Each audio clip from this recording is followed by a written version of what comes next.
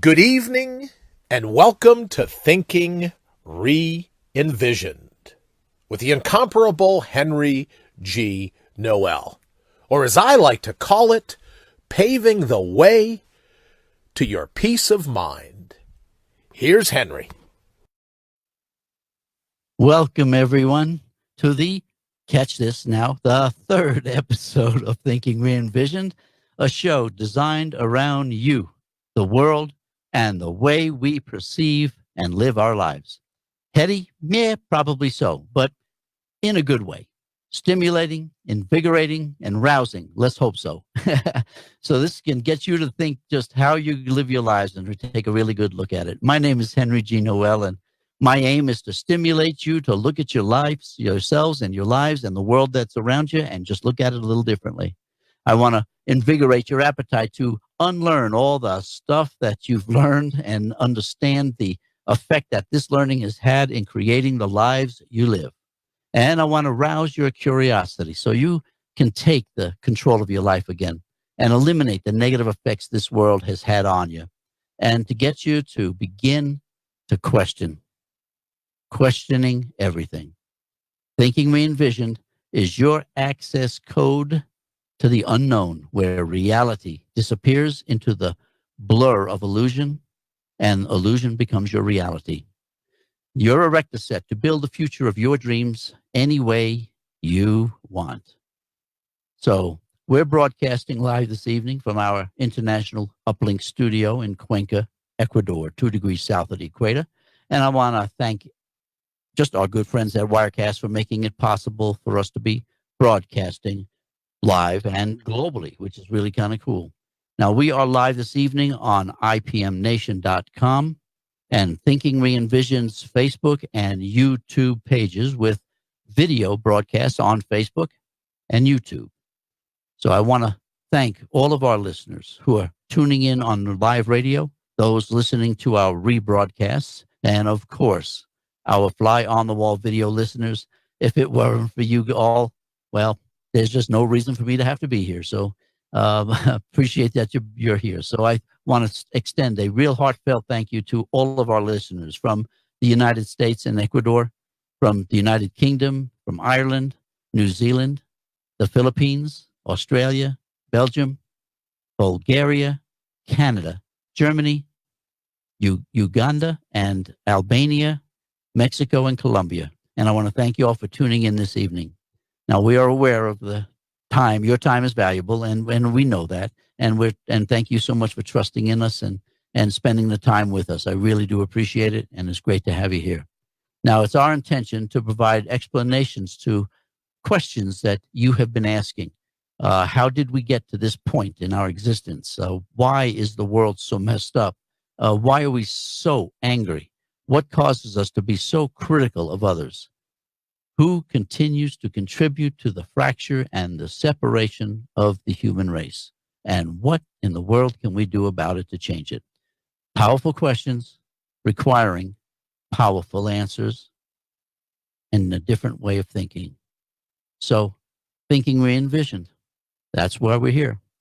Liu Tzu, a Chinese philosopher, said, "When I let go of what I am, I become what I might be." You see, fear prevents us from letting go of who we are because we may find out our worst enemy is within ourselves. But by letting go, we find our best friend is within us. It's your choice on how you want to do this. So why not take the risk? We already know what we have, so why not find out what is waiting for us if we simply take the chance? Why continue to surround ourselves with a labyrinth that has no way out? Why succumb to authorities whose only motivation is to hold you back and push you down and lie to you and just provide nothing for you to enjoy your life?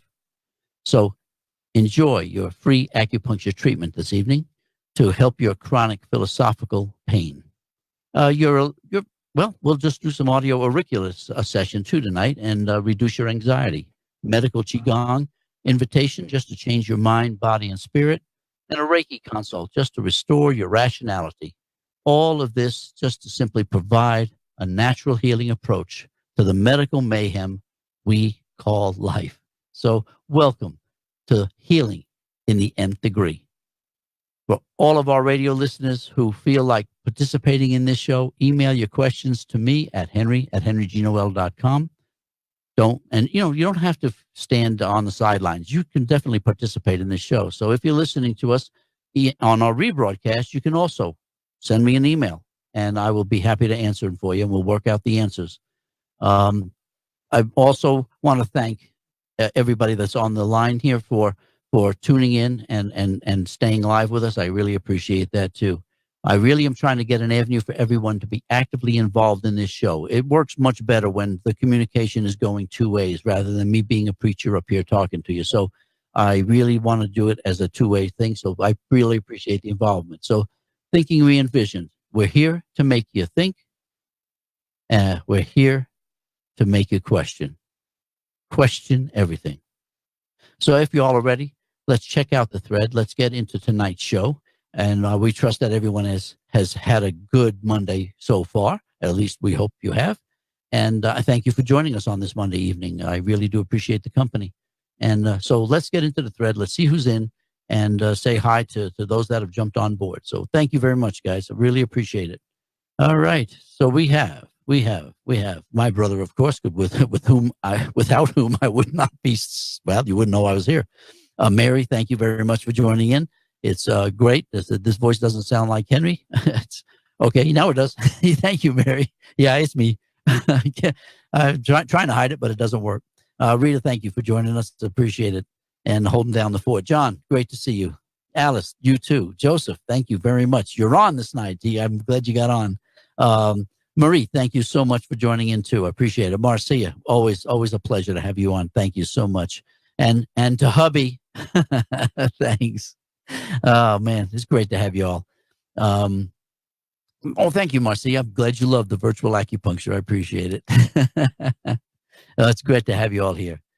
Yeah, as I was saying as I told Brian just a few minutes ago, that we were going to talk about cognition and why it just simply kind of fails us. We just don't seem to be able to wrap our heads around this stuff too well.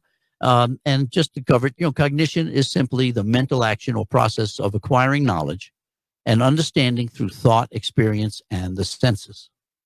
And it's as simple as that. So why would that fail us? Well, let's get into it just a little bit, and let's see if we can kind of iron it all out. When we are confronted with all of the things that are going on in this world, it's how we react to them that determines what we learn or don't learn. For example, when we are listening to the news, do you find yourself shaking your head at times and yelling at the radio and the television? I mean, I used to do that all the time. Or listening to a political speech and all of the promises that the politician has given you, and you think to yourself, there's no way that they're going to fulfill those promises. And then you go on and think, do you really think anybody out there really believes this? You think anybody's out there that stupid to believe that you can get this done? Another question comes up. Do you question what is going on to cause all the strife? Do you question what is happening, why the world is the way it is? And do you take it in stride, or do you just kind of chalk it up to, well, maybe just pure insanity? We've all been there many, many times, and we've all asked ourselves these questions. Francis Bacon had said, who questions much shall learn much and retain much. So the questioning is extremely important. Now, the way that you can answer the above questions provides insights into you actually, and about where you are in this game of life that we play. Your perceptions and your reactions demonstrate a lot about where you are in conjunction with this change required to make sense of the world that we live in. Now, changing ourselves to develop a better understanding of who we are and how we are supposed to relate to this world can tax even the best of us, man. The world can be a challenge. So recognizing that our beliefs and our perceptions are in need of a, major adjustment because they just don't fit the paradigms present in this present world today. And this can lead us to doubt and to fear. Now, Martin Luther King said, faith is taking the first step, even when you don't see the whole staircase. And he really has a great point with that.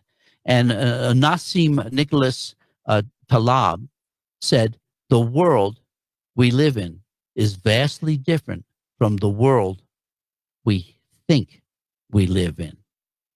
Now, both these quotes lend to a better understanding of why we want to change, yet express the apprehension we have to change.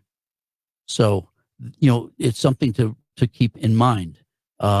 Yes, Joseph says, greetings and salutations, and yes, it's God's plan. And there you go. That's what we're trying to do, and we're trying to fit ourselves into this whole paradigm. Now, in last evening's show, we talked about why we allow ourselves to be drawn into situations, games, we're never invited to play. Why we battle for a cause others establish as important, yet we live on the sidelines and are not active participants in the game. Our beliefs and our perceptions have allowed us to be duped into believing we are doing our civic duty when in fact we are doing someone else's bidding. Now we've become puppets in a puppet show for someone else's pleasure. Pavlov's salivating dog experiment. We sit on the sidelines salivating at the thought of our person can win or our team can win, all the while assisting in all of the undermining, the slander, the criticism, and the destruction of the other person or team. We're really good at that. It's really amazing. Wayne Dyer says, if you change the way you look at things, the things you look at change. Our perceptions and beliefs are the controlling factors in our attempt to change. And Wayne Dyer's quote places us right in the center of the finger-pointing contest. Leo Tolstoy, he says, everyone thinks of changing the world, but no one thinks of changing himself. Powerful words. Let's see. Mary says, Mary, hi, how are you? Mary, great to see you that you're on. It's not surprising to me that we live in a fallen, cursed world. It's predictable. It's the truth. Absolutely right. It really is. And that is what we're trying to deal with. That's what we have to work our way through this. So here we are sitting on the sidelines, rooting for our team to win, supporting and defending our team against others who are rooting for their team, of course. And we don't question this activity at all. We believe, we think it's normal that we do this, that we go through all of this as a result, and we end up hating and despising the other team and its supporters. And like I said, this is normal for us. We think this is the way it is. Viktor E. Franklin said, when we are no longer able to change a situation, we are challenged to change ourselves. Now think about this for a moment. We pit ourselves against others in sports, in politics, in religion, media, nationality, color, race, sex, sexual orientation, language, in neighborhoods, in counties, in states, in countries, on continents, through music and acting, and every industry in existence. Every aspect of our lives is a competition of one form or another. Franklin Delano Roosevelt said, competition has been shown to be useful up to a certain point and no further. But cooperation, which is the thing we must strive for today, begins where competition leaves off. And James Altucher says, your competition is not other people, but the time you kill, the ill will you create, the knowledge you neglect to learn, the connections you fail to build, the health you sacrifice along the path, your inability to generate ideas, the people around you who don't support and love your efforts, and whatever God you curse for your bad luck. We must begin to look in the mirror if we're going to understand and learn that we are the problem. Walt Kelly in the comic strip Pogo said, "We have met the enemy, and he is us." Now, this quote has been used to describe many of the human flaws associated with our attitudes towards climate, the environment, wars, each other, and many of the inhumane acts we have perpetrated throughout history. So, So what is it that we must do? Now we have been touching on this a lot over the past about this past month or so. Perhaps it wasn't in an organized manner, but many of the things that we must do have been brought up in one form or another, with the rest of these things being brought up in future segments. So the first thing is we must be honest. As we detailed in the segment called Honesty, we talked about the importance of honesty and the criticality honesty plays in our journey of change and self-renewal. How the mirror was the best gauge we have to ensure our honesty. We have to eliminate fear. In the segment that we called Fear, we discovered where fear comes from and the different ways fear is introduced to us. We talked about the different types of fear and how we developed the fears we have. We discussed how we became a victim of fear and the myriad of ways fear affects us. Then we discussed processes of fear and others that use to control us. Then we talked about the effects that fear has on our psyche, our body, our spirit, and even our health and the way we live our lives. And then we got into some ways that we can begin lessening our fears, ways we can control our fears, and how we can finally say goodbye to fears. We even discussed how authority figures present information gift-wrapped in fear, all to keep us in a state of heightened fear and under control. We must retract hate.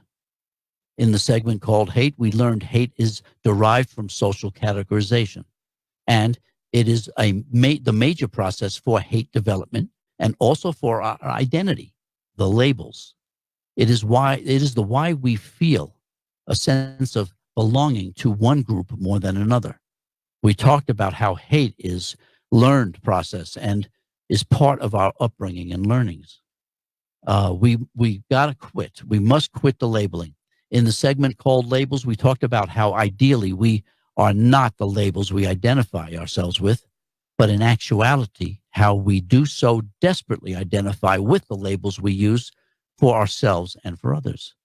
We also talked about the negative impact that labels have on us and society's guilt in using labels to profile and categorize everyone. We must stop the guilt.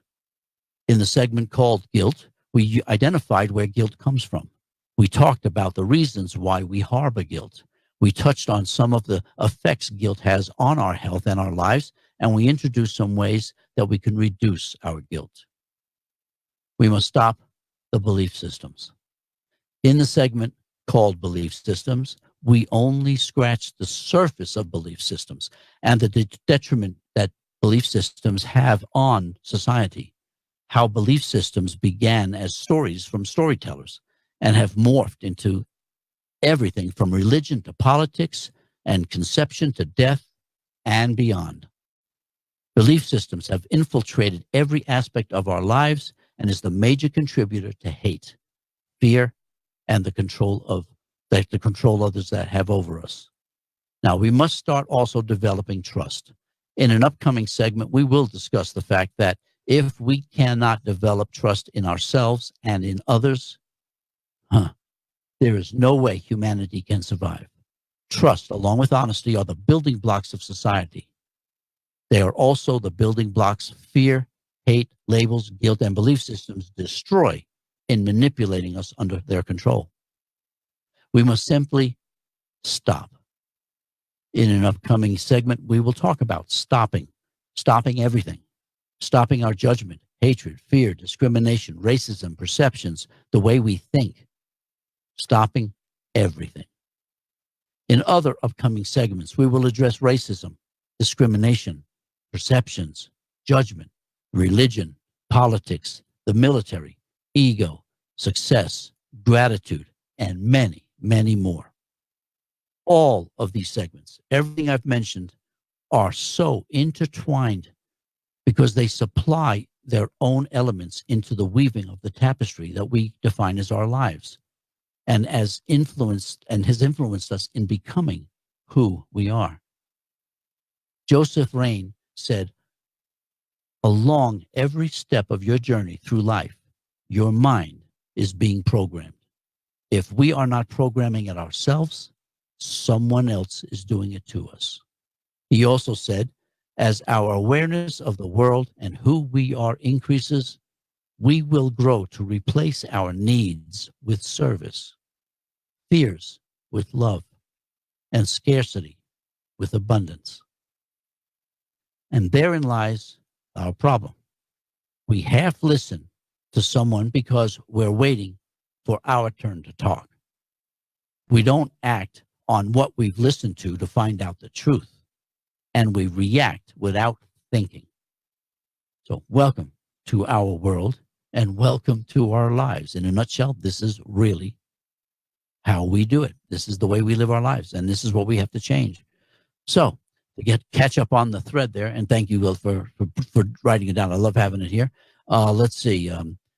Mary says, I can't relate to that. I don't do that. I don't hate in another term. That's perfect. Thank you very much. I'm glad to hear that. Marcia says, change ourselves when things cannot be changed. Each situation must be seriously, analyzed before changing our essence. Absolutely right. Absolutely right. Joseph says, love your neighbors as yourself.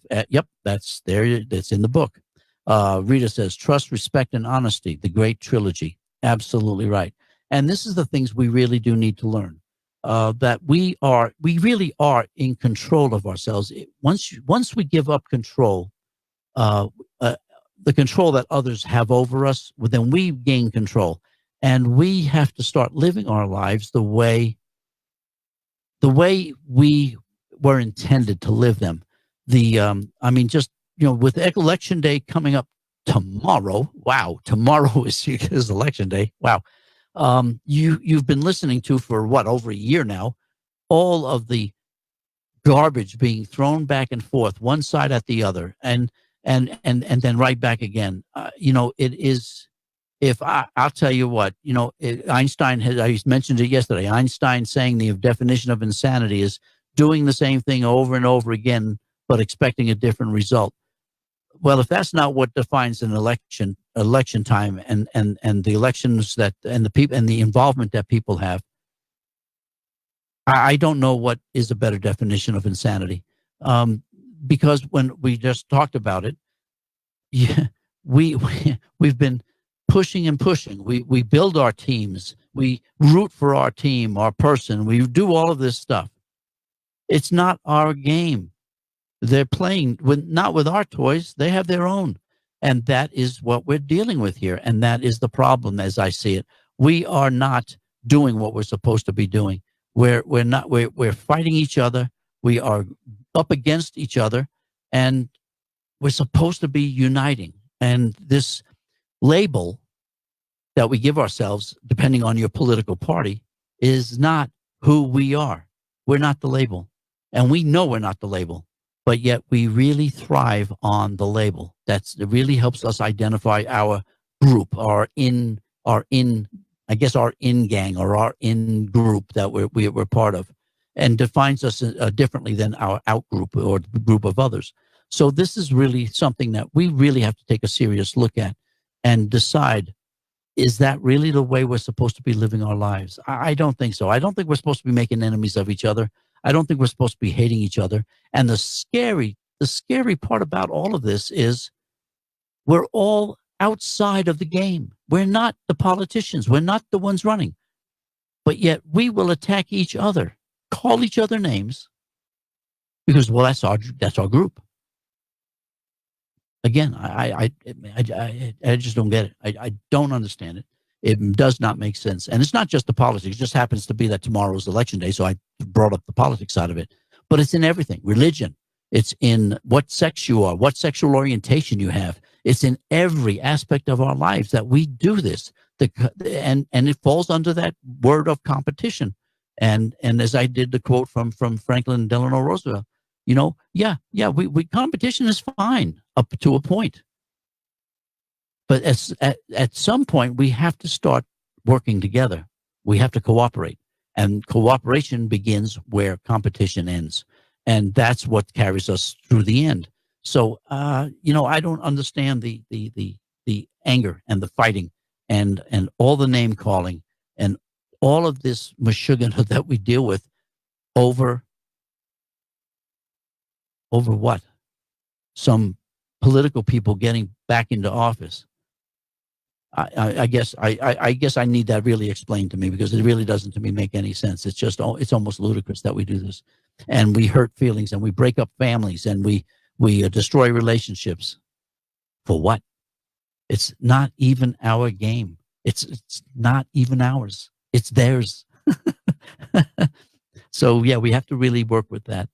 So I've got what I got down here now. I'm down to about 2 minutes, 4 minutes. I got 4 minutes. Thank you, bro. And we got. Oh boy, that just changed fast. I lost a minute when I took one breath. Sorry, guys, I must have fallen asleep because I lost a whole minute. So this is what we're going to be covering in Thinking Re-envisioned. It's just trying to get us to develop a different way of looking at things. And again, I use that quote in there is when you start looking at things differently, they actually do become different. They change. And that's what we have to do with this show. We need to go through. Joseph says you need a template. Mine is the Bible. There you go. That's fine. That's absolutely perfect. We'll get into all of the religious stuff at a later date. But yes, we all need a template. And mine I'm creating as I go along here at this point, because I have gone through all of this stuff and question everything. I do question everything. I was raised that way, question everything. And so that's why I do that. Mary says, what standard do you use then to determine right from wrong? Right from wrong, Mary, to me are perceptions. Right and wrong are perceptions. And I use my own, what I use is what I was taught from my father a lot of what is right and wrong. We tend to follow those types of guidelines. So I'm going to go ahead and I guess I have to get close to being done here. My brother's going to be yelling at me here in just a second. So, but with that, I'll go ahead and hold off on this right now. But yes, right from wrong to me, Mary, are perceptions, and it's because I use the headhunter thing example. To a headhunter, taking heads is perfect. That's the way that they believed in their worth. So right from wrong is a matter of perspective and a matter of the way we were brought up. So that's the way we have to look at it. So it's not just from our point of view. And I think that's the part we have to get across here. It's what we believe, yes, but that's a belief system. And we have to eliminate the belief systems, because that's what's causing us to go down the wrong road. And we have to really, Reader says it, yes, aren't those belief systems? Absolutely. That's exactly what they are. And that's what we have to work our way around. We've gotten so used to people telling us what's right and what's wrong. And when you look at Washington, right and wrong, okay, it's perception. And we'll get into that very much deeper when we get into the religious aspects of stuff. Okay, I guess I'm down to about 15 seconds or so. I want to thank everybody tonight for joining. I really appreciate it. I hope that you got a good chance to listen to Brian this evening. It was great to see him. So anyway, with that, I will tell you good night. See you tomorrow at the same time. And hasta luego. Hasta mañana. Thank you, guys.